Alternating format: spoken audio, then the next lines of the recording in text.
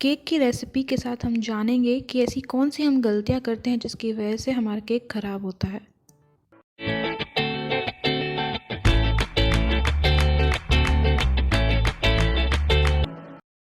Baking करने के लिए हमेशा पुराने बर्तनों का यूज़ करें और अगर आपके पास इस तरह की 1 इंच वाली कोई रिंग है तो उसे यूज़ करना बहुत सही होगा। सेकंड ऑप्शन हमारे पास होता है कि हम अपने पैन में या बर्तन में नीचे नमक बिछा दें, ऊपर से फिर किसी भी तरह की फ्लैट प्लेट डाल दें ताकि जो टिन का बेस है वो बर्तन को ना छुए। टिन में हम बटर पेपर यूज़ कर रहे हैं, अगर उसकी जगह पे हम चाहें तो नॉर्मल पेपर को भी अच्छे से ग्रीस कर कर यूज़। ये रही वो स्पून जिससे हम आगे की सारे मेज़रमेंट्स करेंगे। मैं यहाँ पर रिफाइंड ऑयल का यूज़ कर रही हूँ, आप चाहें तो बटर या घी का भी यूज़ कर सकते हैं। सबसे इम्पॉर्टेंट ये है कि सारे इंग्रेडिएंट्स जो भी हम इसमें डालने वाले हैं वो रूम टेम्परेचर पर होना ज़रूरी है। तो यहाँ पर हमने 10 टेबलस्पून ऑयल का यूज़ किया है। साथ ही हमने ये मिक्सी में चलाकर एकदम पिसी हुई शुगर 8 स्पून यूज़ करने वाले हैं। याद रहे हमें चीनी को एकदम पिसा हुआ और एकदम स्पून को फिल करके ही यूज़ करनी है। साथ ही इन दोनों इंग्रेडिएंट्स को मिक्स करने के लिए आप कोई भी स्पून, फोक या किसी भी तरह का स्पून ले सकते हैं जिससे आप अच्छे से इसे मिक्स कर पाएँ। आप चाहें तो मिक्सर में भी डालकर इसे मिक्स कर सकते हैं। इस मिक्सचर को हमें अच्छे से फेंटना है। इस मेथड को क्रीमिंग मेथड बोला जाता है। इससे एकदम लाइट वेट हो जाता है दोनों इंग्रेडिएंट्स का। अब कई बार ये होता है कि जब हम अपने केक को दबाते हैं तो एकदम स्पंजी फील सा नहीं होता, इंस्टेड हमारा केक एकदम ग्रीसी फील होता है। उसमें प्रॉब्लम ये आती है कि हमारी शुगर और ऑयल दोनों ही ज़्यादा हो जाते हैं। तो याद रखिए ऑयल को ज़्यादा यूज़ ना करें। हम ये अच्छे से जानते हैं कि जब हम ऑयल का यूज़ करते हैं तो हमारे केक में एक मॉइस्ट रहता है जिससे एक स्पंजी अलग फील होता है, लेकिन अगर हम इसका ओवर यूज़ कर देंगे तो एक अजीब सा चिपचिपा सा पन आएगा जिसकी वजह से आपका केक एक अच्छा खिल के नहीं निकलेगा।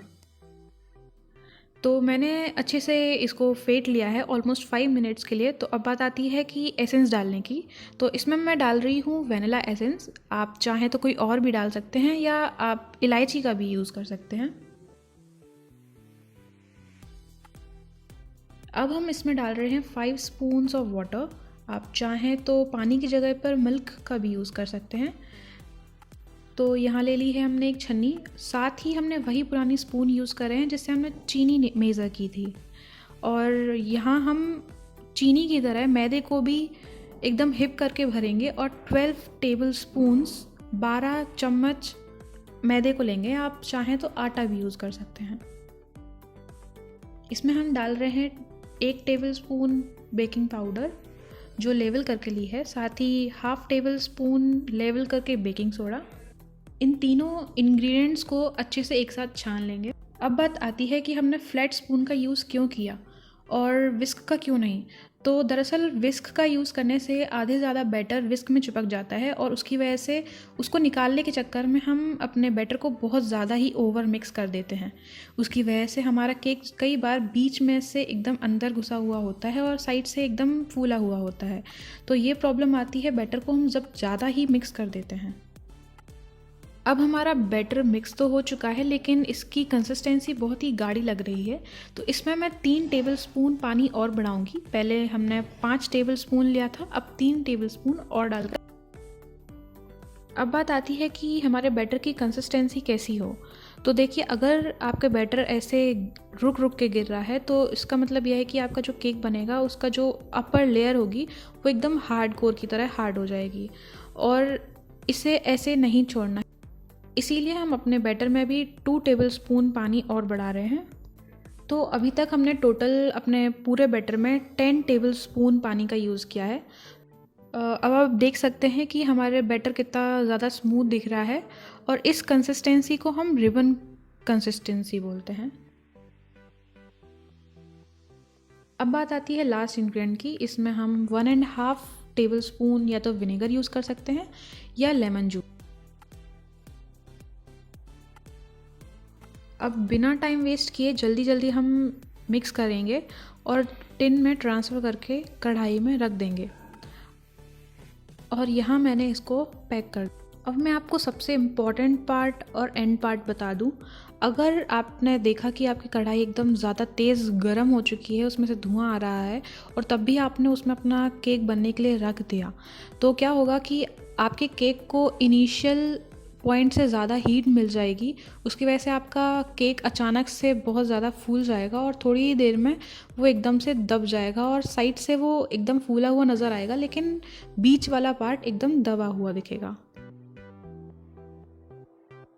20 से 25 मिनट हो चुके हैं और हमारा केक ऑलमोस्ट पक चुका है और हम देखेंगे कि जो ढक्कन है उसके ऊपर पानी की कुछ बूंदें आ चुकी हैं। कोई प्रॉब्लम की बात नहीं है, हम ये जो लगाया हुआ था पार्ट, इसको हम हटा देंगे ताकि धीरे धीरे पानी बाहर।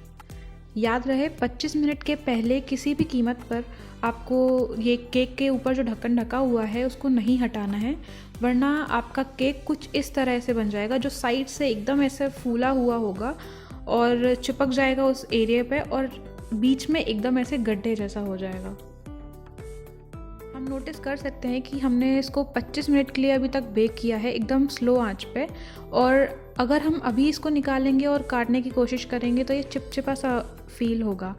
तो इससे बेटर होगा कि हम इसे वापस 15 से 20 मिनट के लिए फिर से ढक के वो फिर से मध्य आंच पर रख दें। और याद रहे कि आंच को कभी भी बीच में बढ़ाना या कम करना नहीं है, एकदम मॉडरेट हीट पर ही पूरे टाइम इसको सेकना है। कई बार ऐसा होता है कि हम जल्दी जल्दी में गरम केक को ही टिन में से बाहर निकालने की कोशिश करते हैं और फिर वो जो गरम वाला पार्ट है, नीचे का बेस वाला पार्ट है, वो बेस में ही चिपक के रह जाता है, कुछ इस प्रकार। तो ऐसी गलती ना करें। केक पूरे तरीके से जब ठंडा हो जाए 15 से 20 मिनट के लिए उसे एक कपड़े से ढक कर रख दें ताकि जो साइड साइड में जो हीट है वो भी बीच के साइड में ट्रांसफ़र हो जाए। अगर आप टिन को अपने हाथ से एकदम प्रॉपर्ली टच कर पा रहे हैं, इसका मतलब आपका टिन एकदम ठंडा हो चुका है, केक ठंडा हो चुका है। तो बस अब किस बात का इंतज़ार है, इसे कट करिए